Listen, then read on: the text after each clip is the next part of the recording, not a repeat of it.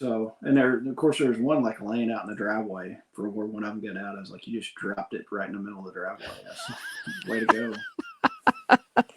That's about That's a like special chicken. yeah. What's about like Jameson, our boxer? She just, I swear that dog will come and crap right in front of the shop door, and I'm like, you stupid thing. I'm like, what? Why do you come and just crap right in front of the shop door? And generally I step in it and then I just start cussing. I was like, you crapped right in front of my shop door, and I I stepped in think it. she's trying to get your attention. Hey, everybody, welcome back to the Homestead HQ, where we talk about homesteading and preparedness. This is Shelly. And I'm Jason. Guys, it's glad to have y'all back. We're trying to get on our normal schedule since we've had all kinds of fun stuff going on. But first, we'll get a couple things out of the way. Guys, go check out vacmasterfresh.com. I actually used my Vac today to seal up some stuff. We bought some stuff at Sam's, brought it down to the shop, sealed everything up, worked like a champ, like it usually does. But go check out backmasterfresh.com. They've got commercial chamber sealers for home use. They've got cutlery, butchering knives, just all kinds of stuff. Use the code Homestead to save 15% off your order. And I think they've still got to where you can get a free stainless steel work table with the purchase of a chamber sealer. So go check those guys out. And then also check out Signature Solar at signaturesolar.com. Use the code Homestead to save some money on your order on that. And I'm going to be using my code for Homestead because I'm going to order some stuff pretty soon for a project I've got coming up. So, but yeah, guys, go check those out. Support those guys, and in turn, that helps us a little bit to bring you this show a couple times a week. So that's all I've got for right now. Shelly, what have you done this weekend? Have you unboxed the chamber sealer yet? Speaking of No, Backmaster. and it would probably be best if you quit asking me that. Is that kind of like the fence? It'll get done one of these days? It'll get done when it gets done.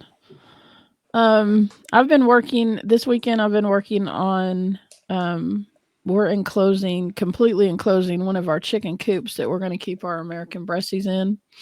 So we've been working on that, putting in posts and, putting up hardware cloth so predators can't get into our chickens, because these chickens, more so than any chicken we've ever had, they like to go broody. So, which I'm all fine with that. That let them do the work, right?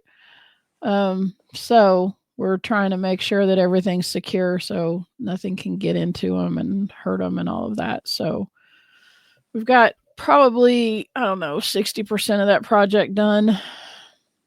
I'll tell you that with the breasties that I've got, they like to roam. I mean, they will flat Ours do out. too. When they get out, I mean, they're gone. They're all the way. You know where they are in the bougie chicken coop. Mm-hmm. They will go down. They went all the way down to the curb in the driveway. And Wow. I'm like, y'all are that, and they went darn near down to the pigs one day. I was On like, the other crap. side. Yeah, I'm like, Wow. daggone, y'all are getting out there. But I'm probably gonna have to do something and close the top of it and stuff like that. Well, I Kind of mean, like I they're really feel doing. like I want to. I really want to start using those birds for our meat birds. Yeah. Like I want to, that to be able to feed my family. I've not been real impressed with dual purpose birds. I mean, they're great. Don't get me wrong. They lay eggs and all that kind of stuff, but they just don't get a lot of meat on them. And breasties do. They get more meat on them than our other dual purpose birds. So I want to keep them separate from everybody else so I can start raising them for meat. That's kind of what I'm thinking about doing. I hate running two different flocks, and I'm still up in the air about it. I might just run all breasties and see what happens because, I mean, you can always grab some egg layers. I just don't know how good these things are going to lay. So, because mine just started the other day. Like I found two eggs in the coop, and Mm-hmm. they're itty bitty little eggs, and I figure I'm like maybe they'll start laying a little bit bigger egg once they get a little bit older. Oh, But that's because they're just starting. that's what I figured. I mean, they were Yeah, some the little. next few eggs they'll be regular size. Yeah. So, and of course, there's one like laying out in the driveway for where when I'm getting out, I was like, you just dropped it right in the middle of the driveway. That's way to go. That's about That's a like, special chicken. yeah. What's about like Jameson, our boxer? I swear that dog will come and crap right in front of the shop door, and I'm like, you stupid thing. I'm like, what? Why do you come and just crap right in front of the shop door? And generally I step in it and then I just start cussing. I was like, you crapped right in front of my shop door, and I stepped I think in she's trying to get your attention. Man, I tell you that dog, she loves coming down here to the shop, and she's been nicknamed now Shop Dog. So yeah, she's a good dog. Oh yeah, anytime she sees me put my shoes on, she like jumps up out of her bed and is like, "Are we going somewhere? We're going somewhere." So I'm like, "Yeah, we'll go down to the shop." And she just hangs out. She gets mad though if I lock her in when we're doing something like this. If I close the office door, she gets mad. She's like, "I want to be running somewhere around," and I'm like, "Okay." So, did your poles come in and your reel? No. The only thing that came in was the poly wire. I think the poles are supposed to be in. I think it said between like the 18th and the 21st or something like that. The poles and the reel. Okay. So yeah. Wow. And I was actually, when I was out in the garage today yesterday looking for hardware cloth, because I thought we had a couple big rolls of it. We only had one big roll, but there was a box out there that I thought had hardware cloth in it. And so Randy, it was like back behind some stuff, and Randy goes back there to get it and pulls it out. It is a whole like brand new electric netting from Premier One that I've never even taken out of the box, and it's for sheep and goats. Yeah.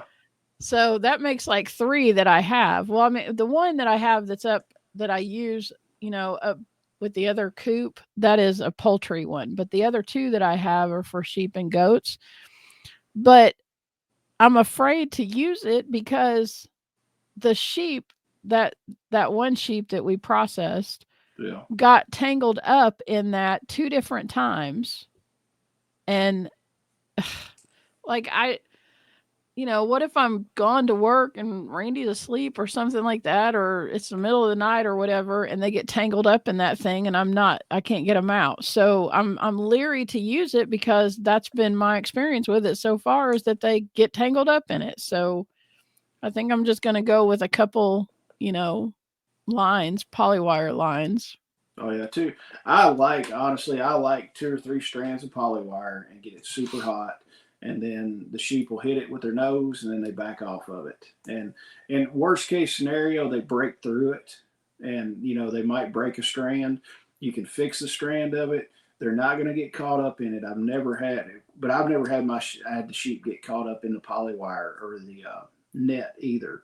But they never got used caught the netting with them? Yeah, I've got the net on the other side of the property going down towards the pigs. And I've had that stuff out in that same spot. I've had it out there 2 or 3 years now, and it's held up great. But I like it because I put it in kind of semi-permanent with the polywire. Come in, drive your T-post, and stick some insulators on it and go. I mean, like across on the neighbor's property, that's what I did. I ran T-post, went through and drove all those in with the tractor, and then ran 3 strands of polywire on it. And it's kind of semi-permanent. You need to go check it every now and then, but it keeps them in just fine. So you almost got done enclosing your chicken coop, or the new run for them. Yeah. We ran out of hardware cloth on the back side, so we're gonna have to. I've got a big roll of chicken wire, so I think on the back side I'm just gonna put that chicken wire back there. And then Randy's just putting like plank boards along the top and the bottom to kind of harden that in, so it's hard for things to get in it or break through it. And then I've ordered deer netting that I'm going to put on the top to keep. I mean, I don't really have a big problem. I've not had any predator issues like since we moved here, but I did find a couple different times. I found a snake in my hen house up here at the garage, and it was eating eggs. So I mean, but it didn't eat any of the chickens or anything, and we got rid of it. But other than that, I've not had anything that I know of. I mean, we have lost some guineas, But I don't know if a predator got I mean, the guineas that we lost up here at the yard, Socks got them because Socks doesn't like guineas. But we did have some like get away, like out in the field and stuff, and they're not around anymore. So I'm assuming that something got them. But as far as something coming up into our yard where our chickens are at, we've not had any issue with that. But I'm putting deer netting over the top more to keep them in because they like to get up in that big pine tree that's out there where the pigs are at and roost. So I'm trying to keep them in more than keeping predators out, but it's going to be for both purposes. Oh yeah, I got a stupid fox apparently that's running around. Oh, so, that's not fun. Yeah, so we're gonna trap the fox, I would say, and then maybe you gotta call Enos. I might, and then if I do trap that fox, it's gonna be mounted on the wall behind me. Oh, that'll be pretty cool. That or a fox hat. I don't know which. But the big problem I've got here is stupid hawk. I mean, there's a hawk that is around all the darn time, and I've not figured out what to do with him yet. So maybe he'll get relocated. We see hawks every once in a while, but then our roosters do a pretty good job of alerting everybody to that, so they all run and hide. Well, I've done a little bit. Today's Sunday. Today we had to run over to Allen County to my uncle's place and do a couple little things over there on his farm for hunting. So Lincoln decided he wanted to go deer hunting. So we might wind up doing a little deer hunting with him. And then he's been on me. His battery died on his 4-wheeler. And he's like, can we go get a new battery? And I was like, yeah. So we went to O'Reilly's and bought a new battery for it. Got him hooked up. He rode his 4-wheeler for probably 3 hours today, just burning up the driveway and the fields and everything else, while I did some stuff around here that needed to get done. Just, small stuff that I've been putting off. I finished cleaning up everything in the shop and that kind of stuff. So it seems like I always wait to wash all the pans after we butcher stuff. Not that they're super nasty or anything like that, but it's just like when we're done butchering. But after they sit for a while, they do get kind of sticky. I mean, they're not, just a little bit. It's not like, you know how it is if you cook a big meal and then you wait till the next morning to clean everything. They're just horribly gunky and nasty. Yep. For some reason, these stainless steel pans don't do it. Like literally, you can stick them under some hot water with some Dawn, and all that stuff just wipes right out. So I got that done yesterday. Yesterday we went.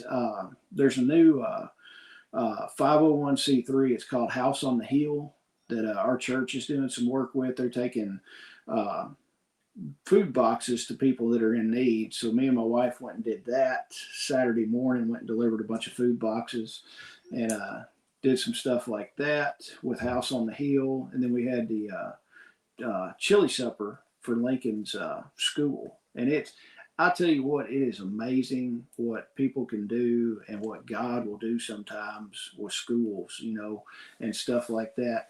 We were keeping a rough tally on what they raised because the chili supper is their biggest fundraiser for the year.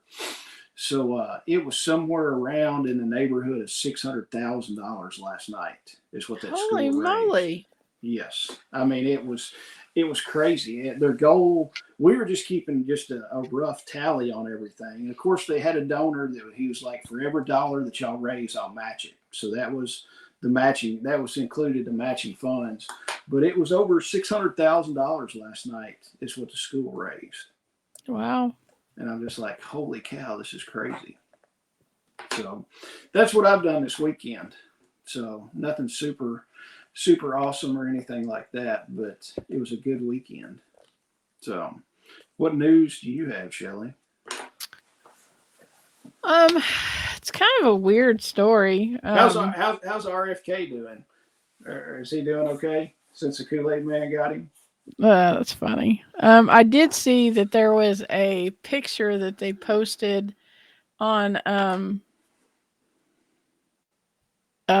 I'm sorry, Randy's texting me. He's at the grocery store. There was a picture that they posted where let's see, it was Trump and Don Jr. and RFK and Elon Musk, and they were on Trump's plane, and they were all sitting there eating McDonald's because Trump loves fast food, and Don Jr. told RFK that "Make America Healthy Again" can just wait a minute while they consume their McDonald's hamburgers. I'm like, okay. And there was even one in RFK's hands. So apparently he's not completely against it. So the article that I have today, I don't know. I just thought it was weird. So there was this couple let me see if I can figure out what town they're in. Southwick, England. And they have 2 kids, this woman and her husband. And so they bought this house like 3 years ago, and they've been remodeling their backyard, the patio and all that kind of stuff. So there was this concrete area that was back by the back of their fence, and they started kind of busting through that because they wanted to, build something or put something back there. And they found a bunker from World War II.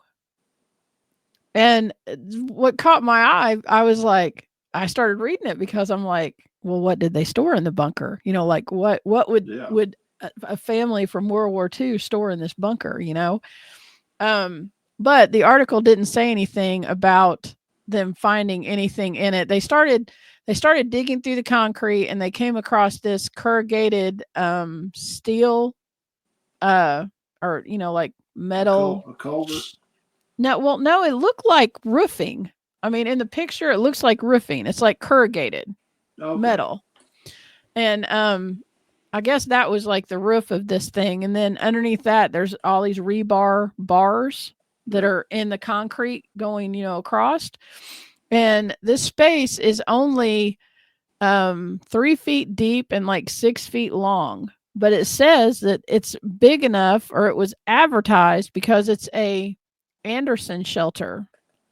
It says this peculiar irrigation ditch is believed to be an Anderson shelter, a special type of air raid shelter that was designed to protect British citizens from the German Luftwaffe.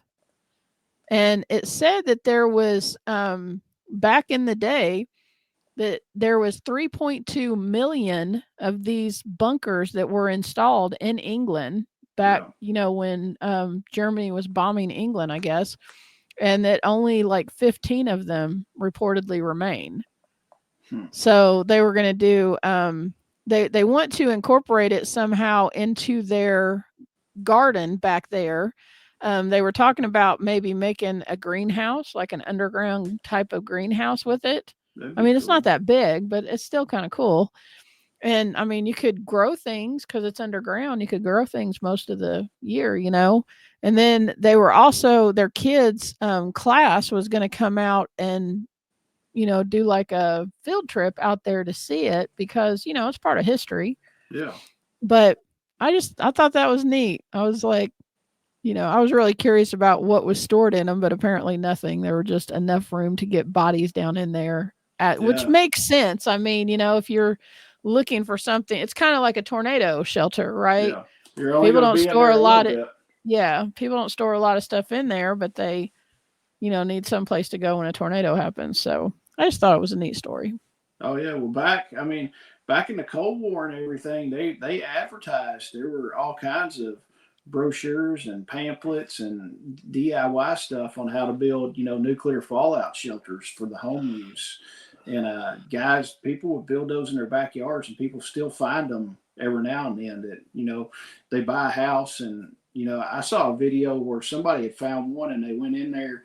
It was all built out of concrete block and stuff like that, and it still had a bunch of the stuff that was stored down in there. I was like, that would be cool as all get out. Yeah. So I would like to build a bunker one of these days, but it's just, there's a lot to figure out about building one of those. When I think about bunker, what was that movie with Brendan Fraser? Blast from the Past? Was that what it was called? Yeah.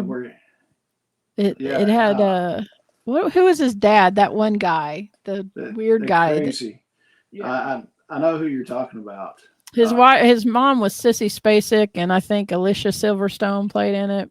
Yeah.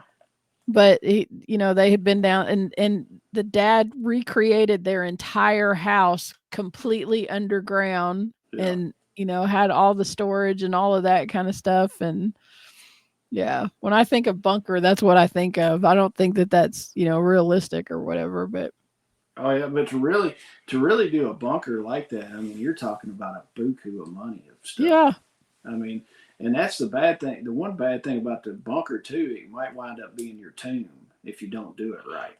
right. So the only time I'd really like to have a bunker is for some kind of nuclear fallout, something like that. But still, I don't know. I'm not a big underground person. I think a I'm cave. not either. I I don't think think I'd like it. if you had a cave on your property, it would be pretty cool, and somehow board the front of it up, to keep any kind of nuclear radiation or anything like that from coming in. But a cave would be cool. So There's a company, this guy that I used to work with, he was all into, like bunkers, and I mean prepping and all that. Even before I met you, this was the guy that, talked about all that stuff. He's the one that kind of got me interested in homesteading. But there was a company called Atlas Survival Shelters. I just yeah, Googled it because I couldn't think of the name of it when it popped up. I was like, oh, that's what it is.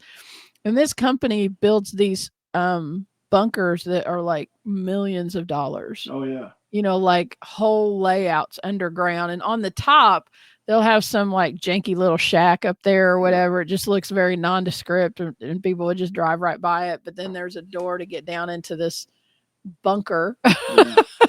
that is like a palace underground or whatever. Oh yeah, that guy's been on a bunch of TV shows that owns Yeah. that. Yeah. I don't know. Maybe one of these days we'll have millions of dollars from this podcast and we can build a bunker. I'd rather buy an island. Yeah. I don't know. Maybe not. I'm not really an ocean person, but like some place to get away from everybody. I'm thinking like 100,000 acres out west somewhere on top of a mountain, even though I like flat land. But if we had enough money, we could just flatten the top of the mountain and be Right. fine. What are they going to do? Yeah, I mean, just blow the top of the mountain off and have 100 acres of flat ground right on top of a mountain. That'd be awesome. So, all right. We have topic of tonight. We thought it might be a little bit, since we've gotten kind of serious on some stuff. Maybe this might be. Hopefully, this will wind up being kind of fun. We're going to do a few different scenarios and what we would do. Some of it will be lighthearted. Some of it will be serious, but we've got a few scenarios. Shelly's going to read these scenarios off, and we're going to kind of do what will we do in these different scenarios. Maybe it'll get some people thinking, what would you do if you were in this scenario? And realistically, there's no right and wrong answer on this, honestly. Right. It's kind of what would you do? It's so Shelly, shoot the first one for us. So the first one is grid down in the winter. It says a massive snowstorm has caused a weeks-long power outage in your area. Temperatures are below freezing. Grocery stores are picked clean and fuel supplies are limited. The challenge is, how will you keep warm, secure food, and ensure clean water? Do you want me to read the twist? Sure. The twist is, a neighbor with small children comes to you for help. Oh, that's always a good twist.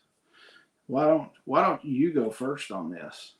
So, can I say that I'm going to handle the twist first, only because of this situation, with it being a snowstorm and it's weeks. It says weeks long power outage. But knowing what I have on hand at my place, I don't have a problem with taking on a neighbor and her small children. I agree. I don't, that doesn't bother me, because this is not going to be like SHTF, whatever, you don't know when it's going to end kind of thing. So just, I don't have a problem with that. Keeping warm, securing food, ensuring clean water. We do have water filtration. We do have food. And if it's in the wintertime, you don't even have to worry about the power being out with your freezers because your stuff will still stay cold. Um, Plus, we've got freezers out in our barn, and I know that crap would stay frozen. The keeping warm part, we where Randy and I are at, we have it doesn't matter if the electric's on or not. We have gas heat Mm-hmm.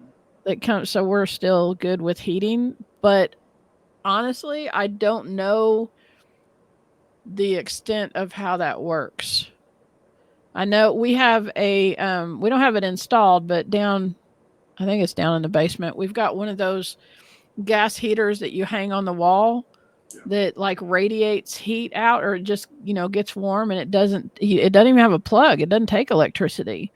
So I know that we could put that in, and more than likely we would, because we've lived in drafty houses before, and we've had to block off parts of our house, like back long years and years ago when the girls were small and we rented places, and I would just hang up heavy blankets over doors, and we would all block into one room and pretty much sleep in that room and hang out in that room. So, and that's even with electricity on. It was a drafty house and it was hard to heat. So probably more than likely something like that would happen. Install that gas furnace that we have on the wall and deal with it that way. Oh yeah, I'm with you on helping the neighbor and their small kid, because it's only going to last so long. It's not, without rule of law, everything's gone to hell. There's going to be, light at the end of the tunnel. I would try to make that a learning experience Right. for that person, and be like, hey, Absolutely. look what I've done. You can do this also. So, Right. and then maybe you might get an ally and a heck of a better neighbor after that. I If agree. you, I mean, do that, use it as a teaching tool and a learning moment for this person. As far as here, we're running my heat and electric's a dual fuel unit. A lot of the times, if it's below, I think we've got it set at 35 degrees. If it's 35 degrees and above, we've got a heat pump. If it's below that, we've got propane. I've got gas logs. If I turn the gas logs on down in the basement, it will come up through and do the first floor. You might have to keep, sweatshirt and maybe a jacket on, but it's going to keep the house warm enough. It doesn't use a whole lot of propane. Worst case scenario, you're looking a long grid down, months and months in the wintertime. That's where all the stuff with the wood stove comes into play. Yeah. I've got everything set and ready to go. I could have my wood stove installed in less than a day in the house. I mean, literally everything sitting there, from the flashing to the floor protector to even the freaking caulk to caulk everything in, is sitting in the shop ready to go. Literally in less than a day, we can have that up and ready to go. And honestly, really coming down here to the shop. I mean, you've been here in the shop when it's been 30 degrees outside, and the shop was 60 or 65 degrees. Yeah. You can warm that up pretty well. Yeah, I mean, you could. You supply of wood though. I Yeah, mean, to last that long. yeah. I've got well, the over by the fuel shed is where the firewood's at. So we've got a pretty good amount of firewood stored right now.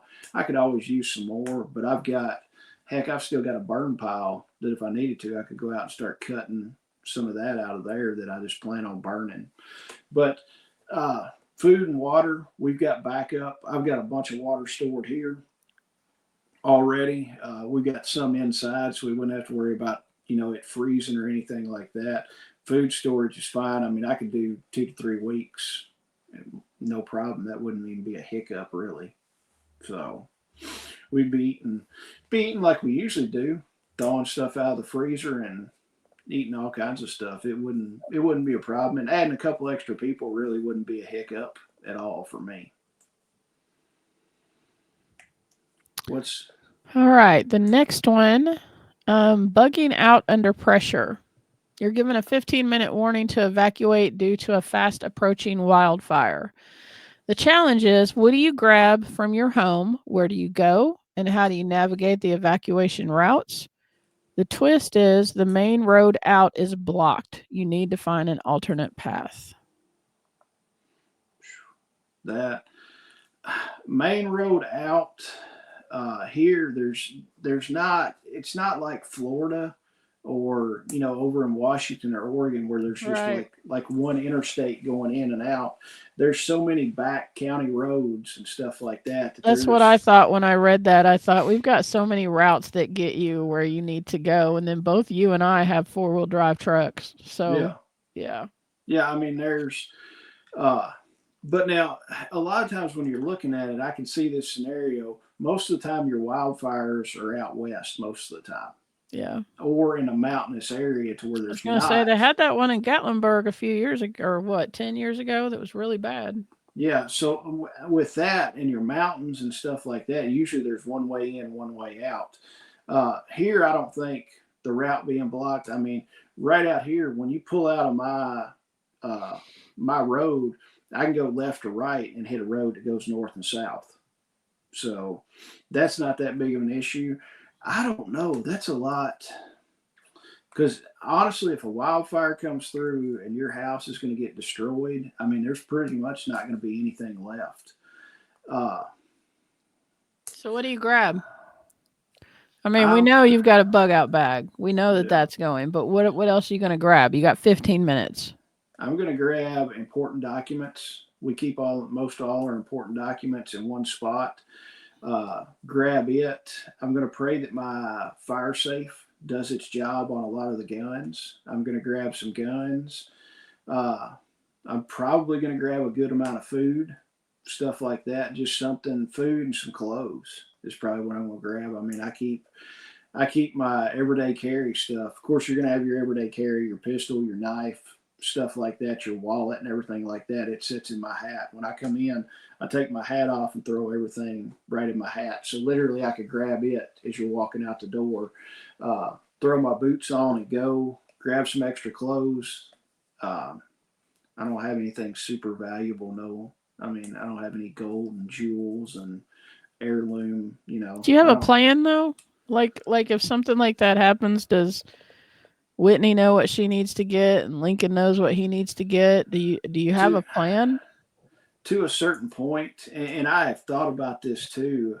I would love to have like two or three Pelican cases of stuff, prepackaged Pelican cases, and I'm talking like the big, uh, I don't know, 100-gallon size Pelican cases, something like that, or I don't know, 100 gallons awful big, maybe like a 40-gallon rolling tote that pre-stage stuff like that, some clothes, some food, stuff like that, to where you can just literally throw it in the bed of the truck in 5 minutes and just shoot on out. And that's something that I'll probably put together this week since we've been thinking about it now. What do you think about burying stuff? I I honestly think on a wildfire, I don't know. I've never been through a wildfire, so I No, don't know.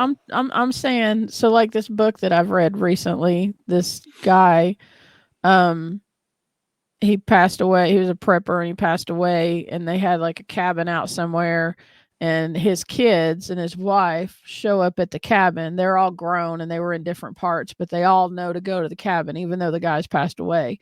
And when they get up there, the son knew where, so like the guy had buried, some of those like those plastic totes that, like the ones I have in my barn, we keep feed in them sometimes and stuff. Yeah, He had buried a bunch of those and put supplies in them, put that lock thing on it and covered it up with, a foot of dirt or whatever.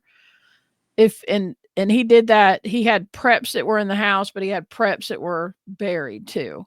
yeah, And some of them were buried with food, and some of them were buried with guns, and some of them were buried with clothes, and all that kind of stuff. And the son knew where everything was at because the son had helped him bury all of these things as he was growing up. Um, would something like that, if you did something like that on your property, would something like that survive a wildfire? that's what I was getting at. I've never been through a wildfire, so I don't know how hot the dirt's going to get and how far down. Yeah, I don't know either. So it'd be one of those things. I think if you buried the thing, and I'm going to say 2 feet, because typically if you put your water lines in at 2 feet around here, they're not going to freeze. Right. So I know it's going to be a lot hotter. I think if you got the top of it 2 feet in the ground, I don't know. And now, of course, if it's steel, a steel drum is going to be way different than a plastic drum. Right. We need to run a test. What we need to do, I know. we need to build like a bonfire and put probes underneath the dirt. But that's not, I mean, that would test it, but that's not how a wildfire works. A wildfire blows through Yeah, and it doesn't stay in that one place. yeah, See, that's the more I think about this, I think it would work. Even if you just had it like a foot of dirt on top of it. Because a wildfire is going to blow through and, consume whatever is combustible. And, you're not going to bury this thing under a tree. You can't, so it's not yeah. going to like stay there and intensify over your barrel. I think it would work. I don't know. I think it'd be a viable option. I think we should try to test it. But I don't want to create a wildfire at my place or your place. So I don't know. Let's just burn some. Let's just burn some shit. Yeah. So, what would you do, Shelly? Um I would also let all the animals go. I would open the gates and let the animals go. I forgot about that. Yeah, I would definitely on my way out I would open the gate that's down by the road and let the animals out. Um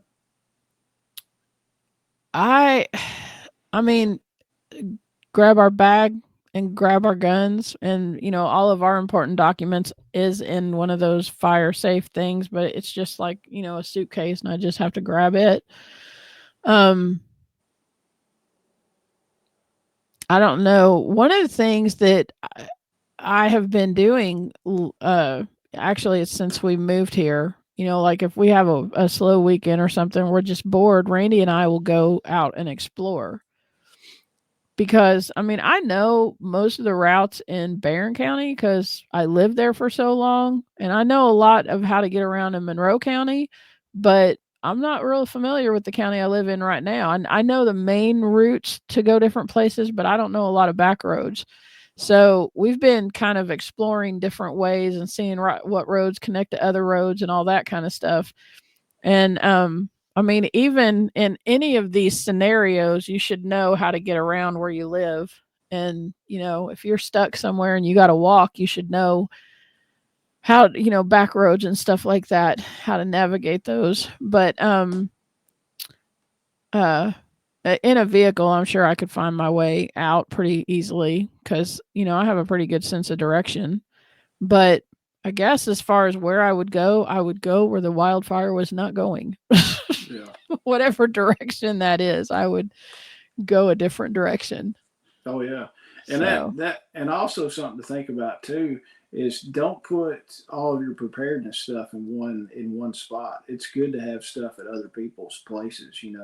If you've got a brother or sister, keep some stuff there. If your parents are still alive, keep some stuff at your parents' house. That kind of thing. And then if a tornado or something blows through, I mean we got tornadoes more than anything here. yeah. If a tornado comes through and levels your house, not all your stuff is gone. You've still got stuff at your brother's house or your parents' house or your sister's house, whatever it is, or a super good friend, keep some stuff at their place. Well, and we talked about this before when we talked about bug out bags. It's good to keep a bag in your vehicle. Yeah. I mean, it's good to have a bag that's in your house that you're going to grab, but it's also good to have a bag in your vehicle. And if you have changes of clothes in both of them, if you have water, food, ammo, whatever, if you have that in both of them, then you've got, what is that saying? 2 is 1 and 1 is none kind of thing. Oh yeah. So, all right, we will do a test pretty soon on fire. Yeah. I'm all about burning something. Well, I mean, we could have a big bonfire, invite everybody down. Yeah. Okay. The next one, you are stranded in the wilderness. Your car breaks down during a solo road trip in a remote area with no cell service, which we kind of run into that here. I mean, there's areas all around South Central Kentucky that have no cell service. The challenge is, do you stay with the vehicle or head out on foot? How do you find water or food, water, and shelter? The twist is a storm is moving in, making conditions worse. You want go me to go first? Yeah.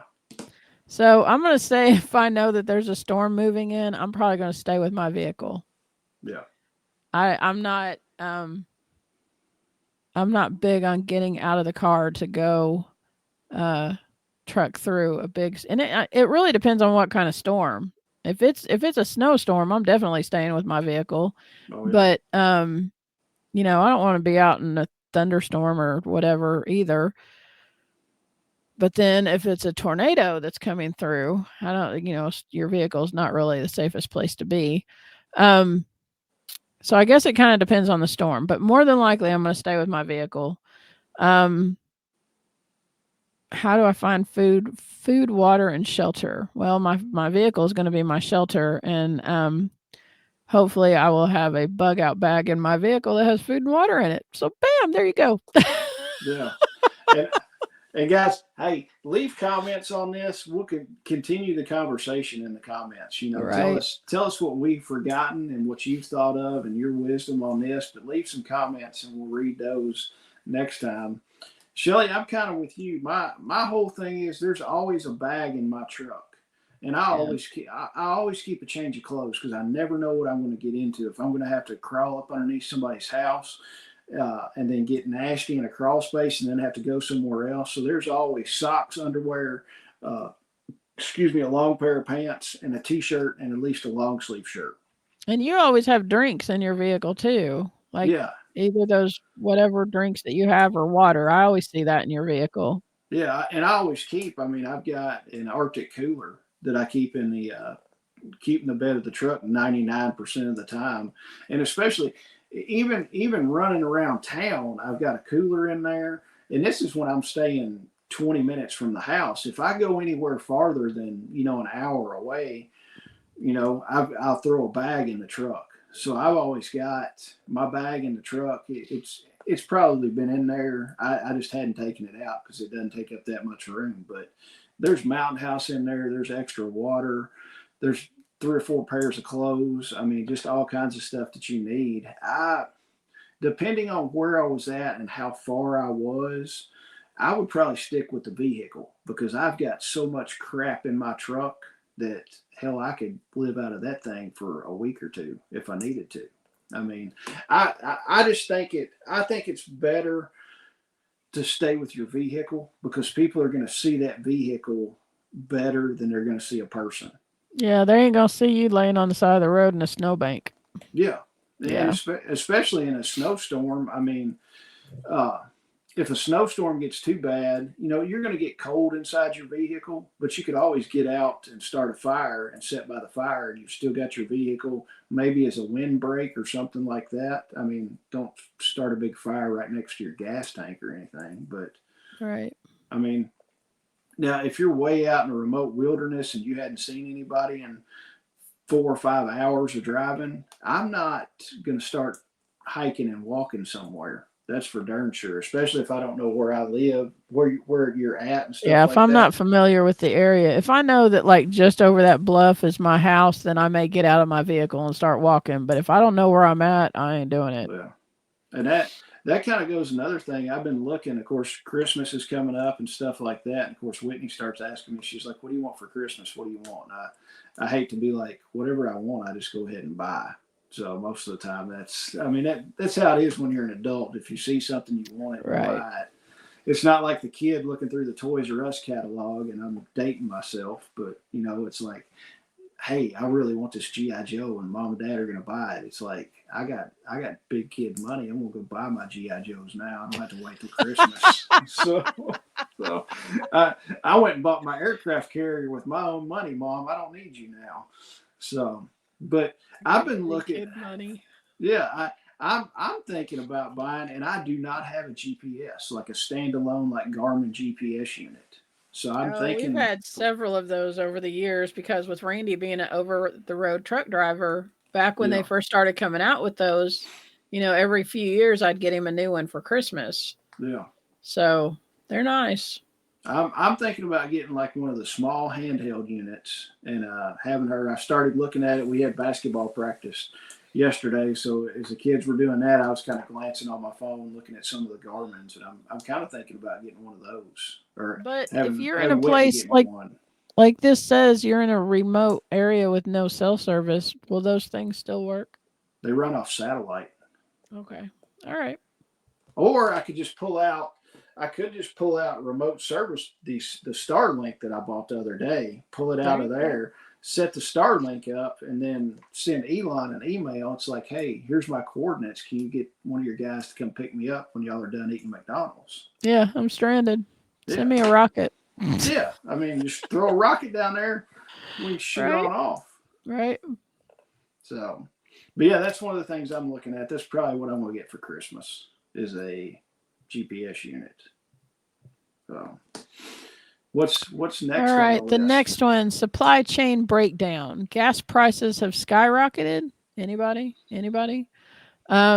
The grocery stores are empty due to an ongoing transportation strike. The challenge is how will you source food, water, and essentials locally? The twist is a bartering market opens nearby, but prices are exorbitant and trust is limited. I mean, it kind of goes back. I mean, you ought to have your ducks in a row. I Be a mean, prepper, right? yeah. I mean, you ought to have your ducks in a row. You ought to have your food squared away, your water squared away. Uh, if it's that bad a supply chain issue, you're probably not going to be going to work. So you really don't have Probably to. not. You really don't have to worry about your commute. So uh, it didn't say if electricity is shut down. So realistically, you don't need that much fuel to run. Because you're not running generators. Yeah, it says how will you source food, water, and essentials locally?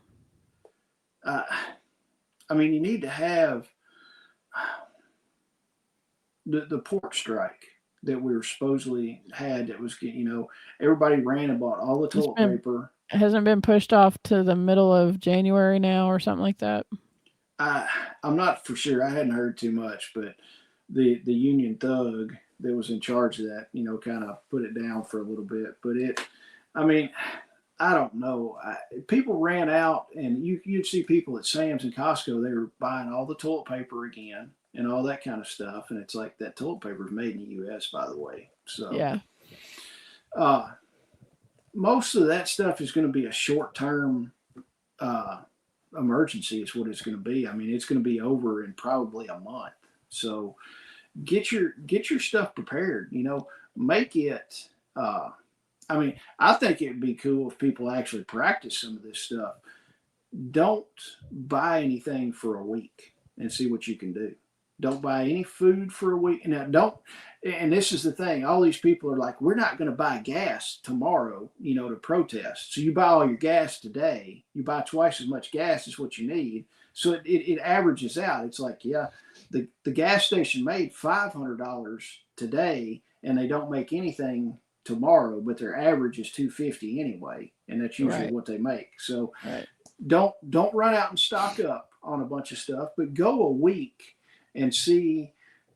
Put your preps to the test. Don't buy any toothpaste or toothbrushes. Not that people buy that every day, but don't buy your food for a week and see what you can do and plan that kind of stuff out.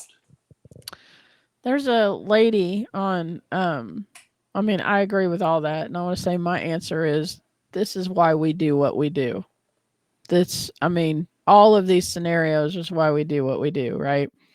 But there's a lady on YouTube. Her name is Jessica from Three Rivers Homestead, and her and her husband have. Well, I mean, she's pregnant right now with it might be number 8 or 9, something like that. They got a lot of kids, They're and breeders. she's a stay-at-home mom. I think she's up in Ohio, and he works a job, and she runs their whole homestead with their kids, and she homeschools all of them and everything. She does this thing in August. It's called Every Bit Counts Challenge. And Yeah. it's where every day you, if you do that, if you hashtag Every Bit Counts Challenge, you'll see a bunch of people. It's every day you preserve food in some form or fashion. It might be sticking it in a food dehydrator. It might be canning it. It might be freeze drying it. It might be, curing potatoes in your basement. Whatever it is, you do something every day to put food up. And then in January, like, she takes it to the next step, which I really like this about this chick. I love watching her channel, even though I that's a lot of kids, but I love watching her channel. In January, she has no shop January. That's not the hashtag. I can't remember what it's called, but you are not allowed to go to the grocery store the whole month of January. So you have to live off of your preps, whatever food that you've put up for the whole month of January without going to the grocery store. And she even tells people, she's like, so, you've got to plan this a little bit. You're going to have to figure out, like dairy. You're going to have to figure out, how you're going to, if your kids drink milk and all that kind of, how those things that go bad fast, you're going to have to figure those things out, which is what you would have to do in any kind of scenario, right? You got to think about this and figure out how you're going to plan for it. And I love that she challenges people to do that, because even if she can get people to do it for 1 week or 2 weeks or whatever, that's a little bit further than you were when you started, right? Oh yeah. So it's just it's a cool idea that she has. And she that all of the stuff that they put up, she can go several months without going to the grocery store, because they have like a dairy cow, and that's how they're overcoming these things. So yeah. Oh yeah. I mean, I think it'd be a good idea. I'd like to see and push and see how long you can do it, because you would have to think a little bit. Your dairy stuff. I mean, you got powdered milk that you Yep. can do. Yep. Heck, I mean, you got dehydrated or just freeze dried cheese, stuff like that. I mean, there's Yep. all that stuff that you can put up and do that. I mean, I think it'd be a great idea. I mean, I might try it for like 2 weeks. I could do 2 weeks easy. So, excuse me, but I'm a meat and vegetables guy. I could care But less would about. Whitney be on board with it? Would she be? So with you trying this, would it be you and her? Neither one would be going to the grocery store.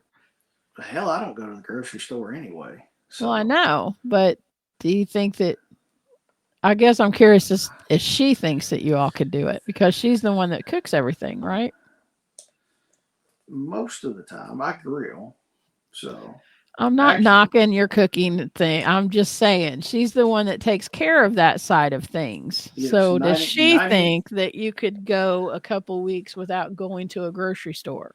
I bet we could. I mean, speaking of cooking and stuff, she just got done making a French silk pie. Oh, That's damn, those are delicious. oh yeah. Well, she told me before I came down here to do it. She was finishing it up, and she was like, "Now listen to me." She said, "This has to set overnight." And I was like how long's overnight? And she goes, "It has to set at least 6 hours." So I'm looking at my watch, and I'm like, "So at like 12:30 tonight, I can eat some." She goes, "Do not get in that at 12:30 at night and wake everybody up." And I'm like, "But you said 6 hours." So at like 1 o'clock in the morning, I might eat French silk pie. So All right. So the last one that I have on my list, cyber attack on banking systems. A cyber attack shuts down all online banking and credit card systems indefinitely. Oh, that's not, I don't like that word. The challenge is, how do you access money, purchase supplies, and handle daily needs without a functional or functioning financial system? The twist is, your cash stash is smaller than you realized, and stores are only accepting cash. Now, this happened in Eastern Tennessee and Western North Carolina. oh yeah, I mean it happens with every disaster. Uh, I don't know. I've been living that life for the last 15 years. I guess. Hell, I hate doing debit cards and credit cards, and I'm not one of these people that keeps a ton of money in the bank. And you've seen that firsthand with me, Shelley. It. I don't know. I think that you need to keep a fair amount of cash on hand in small denominations. Don't go to the bank and be like, "Hey, I need $2,000. I need to withdraw $2,000," and they give it to you all in $100 bills, because I mean, That means you're going to be paying $100 for a pound of ground beef from your neighbor, right? Because they ain't going to give you change. Yeah. I mean, get ones, fives, tens, and possibly 20s. I mean, I wouldn't go anything over 20s because realistically, you'll put 5 20s together for 100. So, and you're probably not going to be doing these huge big purchases or anything. It's not like you're going to go out and buy a brand new car while all this is going on. So it's not like you got to have $60,000 in cash on you or anything, and give it to you in $1 bills or something. I would keep a fair amount. And the general rule of thumb, what I hear a lot of people say is keep 3 months of cash on hand for all your bills. Your electric, your gas, your water, your house payment, your car payment. Keep 3 months of cash on hand to cover you. And that kind of, it goes along with, when you're paying down your debt, if you're doing it the Dave Ramsey way kind of thing. That kind of goes along with what he teaches, that you should start out having an emergency fund of $1,000, and then you should up that to 3 months of your bills, and then you should up that to 6 months of your bills. And he doesn't care if you keep it in the bank or you keep it in cash, but Jason's saying you should have that in cash. That could be your same emergency fund that Dave is talking about when he's teaching you how to pay your debt down, kind of thing. Yeah, I mean, I'm a cash guy. I always keep at least a couple $100 in my pocket all the time, just for doing whatever. I mean, you make change for somebody or you want to buy something. I very rarely use debit cards and credit cards, hardly at all. And Lord, I don't know the last time I wrote a check.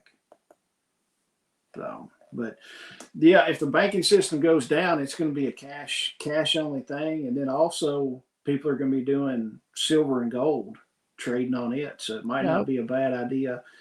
I'm not one of these guys that it's like, buy silver, stack silver, stack gold and all this. I think there's a lot more important stuff.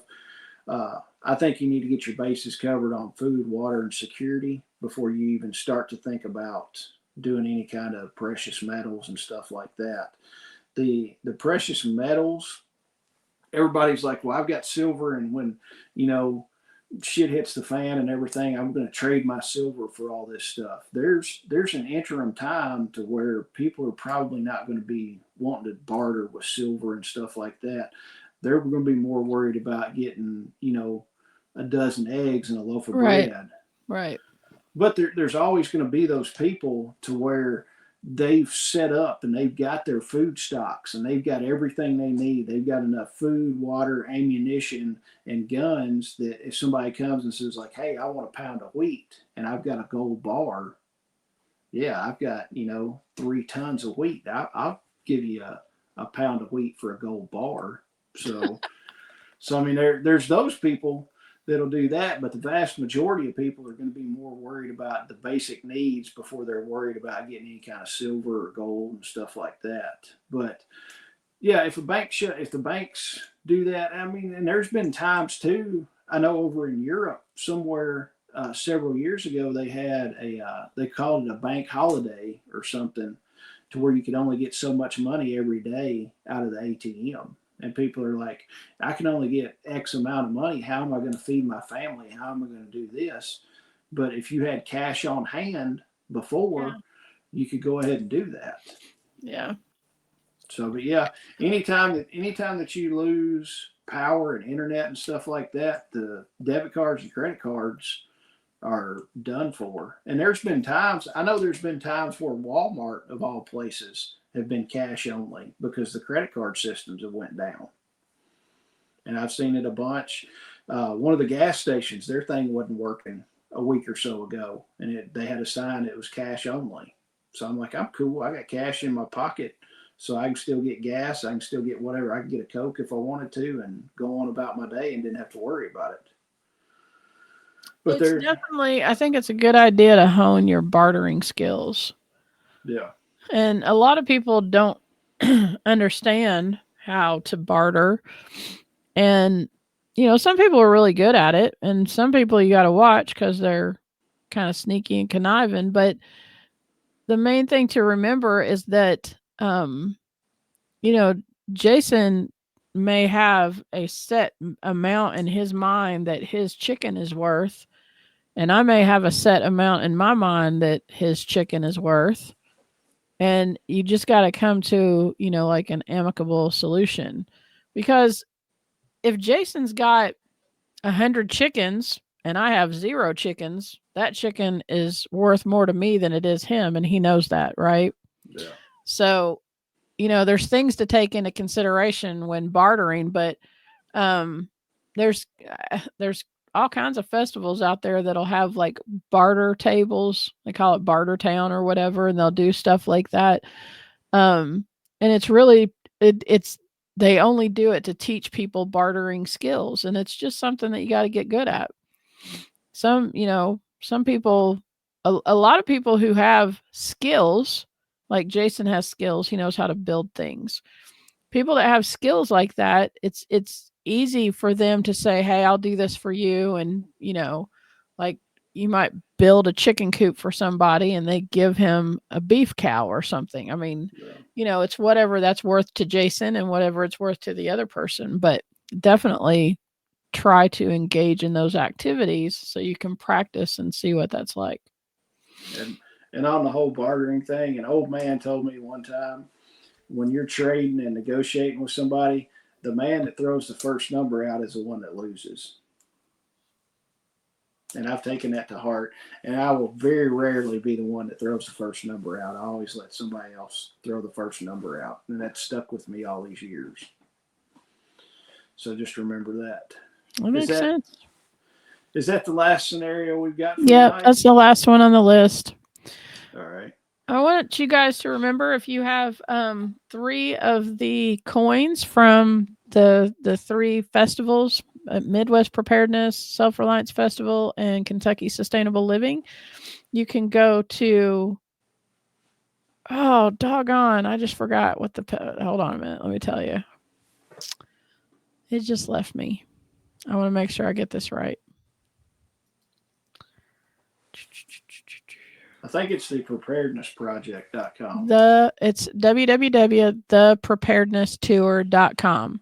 So you want to get a picture with you and your 3 poker chips and send that in with all the information, and you'll get one of those Mora knives that's engraved with the Great American Preparedness Tour emblem on it, and hopefully it'll get to you before Christmas.